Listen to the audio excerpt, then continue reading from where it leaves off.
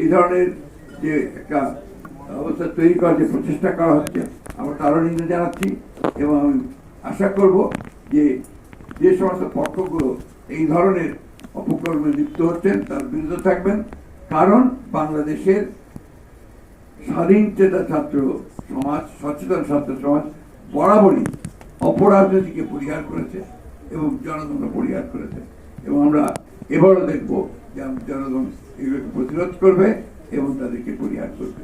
ধন্যবাদ।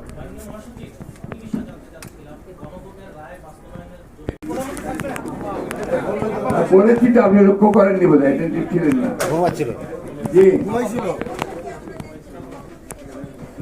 সবে সেরে জানতে পারবেন। ধন্যবাদ স্যার।